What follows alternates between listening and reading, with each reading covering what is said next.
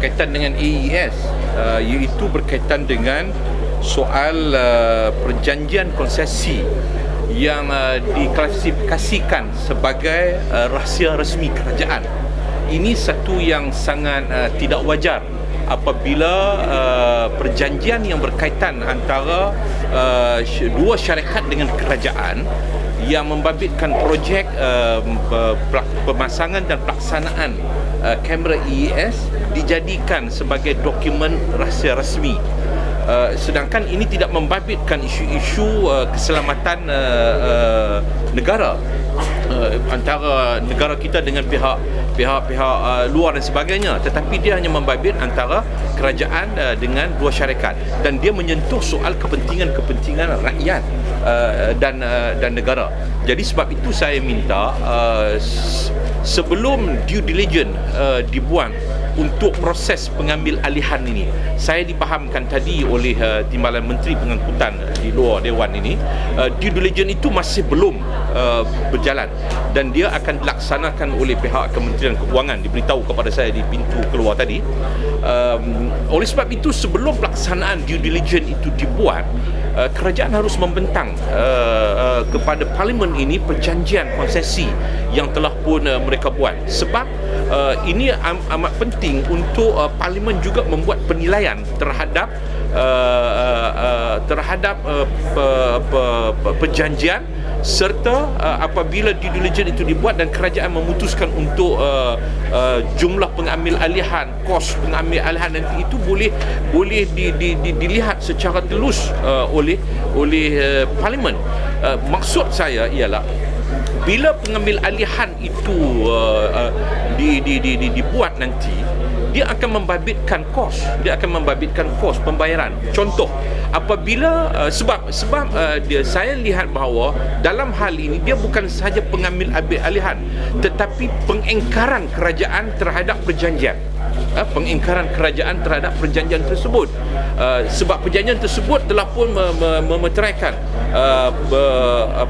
perolehan ataupun pendapatan yang bakal diperolehi oleh syarikat. Macam saya katakan tadi bahawa 700 juta, kemudian 5 tahun 3.8 bilion, itu perolehan keuntungan yang akan diperolehi oleh syarikat. Tetapi apabila pengambil alihan itu dibuat di pertengahan jalan, bermakna bahawa mereka sudah pun melepas keuntungan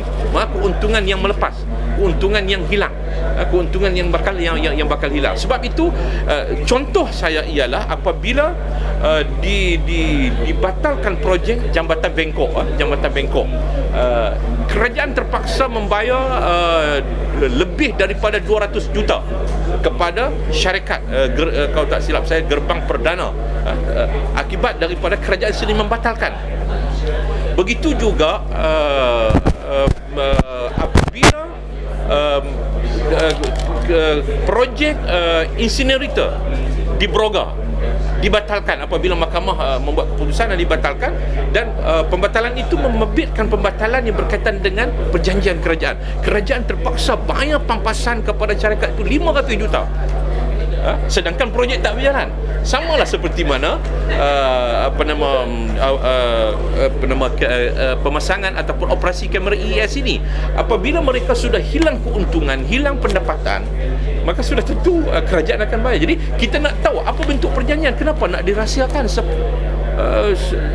semua perjanjian kerajaan dengan syarikat, seperti mana perjanjian kerajaan dengan IPP, perjanjian kerajaan dengan konsesi tol dan sebagainya. Kenapa harus digelapkan, disorok daripada pengetahuan rakyat? Jadi sebab itu saya minta supaya pihak kerajaan melihat perkara ini sebagai satu perkara yang sangat penting untuk membolehkan kami ahli-ahli Parlimen dapat memberikan pendapat dan pandangan, juga untuk mengelak daripada kita kehilangan keuangan yang sangat besar. Tapi bagi saya bahawa pengambil alihan ini menunjukkan bahawa kerajaan memang tak ada satu kajian teliti sewaktu nak pelaksanaan dahulu. Masa nak pelaksanaan dulu ni, kerajaan tidak ada satu kajian yang teliti. Jadi yang keduanya bagi saya bahawa ini tak menunjukkan bahawa kerajaan ambil alih. bukan bermakna bahawa kerajaan ambil daripada syarikat swasta. Dia cuma daripada swasta private kepada swasta kerajaan. Itu saja, GLC. Swasta tetap swasta juga, iaitu EES Solution yang akan mengendalikan EES ini nanti di bawah syarikat EES Solution. Jadi akhirnya syarikat juga akan mendapat. Saya juga ada bertanyakan soalan tentang EES, tapi soalan belum dijawab lagi. Soalan saya berkaitan dengan dalam keadaan peguam negara telah memutuskan untuk menangguhkan pendakwaan. Jadi kenapakah saman EES terus dikeluarkan? Dan soalan yang kedua, adakah kementerian bersedia untuk pulangkan kembali wang saman yang dibayar setelah peguam negara memutuskan untuk menangguhkan pendakwaan? Saya rasa dalam isu AES ni banyak isu yang menunjukkan bahawa kerajaan tidak peka dengan undang-undang. Sebagai contoh, tadi dinyatakan bahawa isu ini isu yang penting.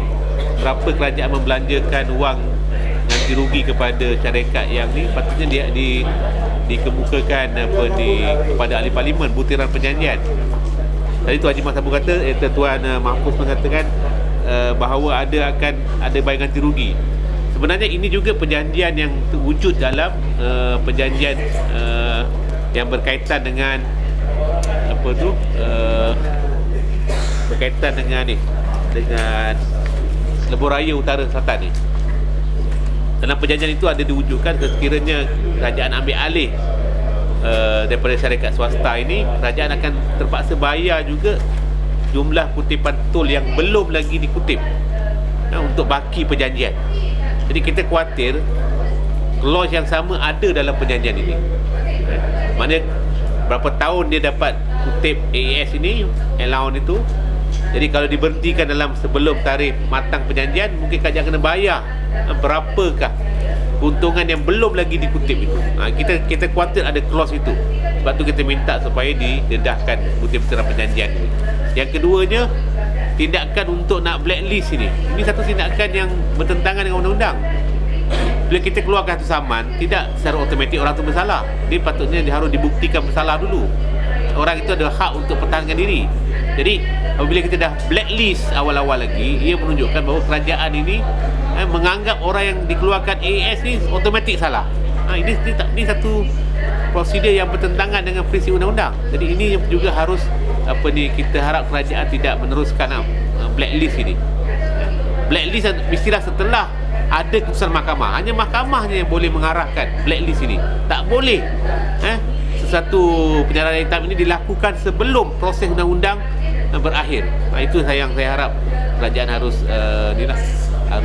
menimbangkan balik tentang tindakan untuk nak senarai hitam saman dikeluarkan. Ini satu tindakan yang menunjukkan satu penyalahgunaan kuasa.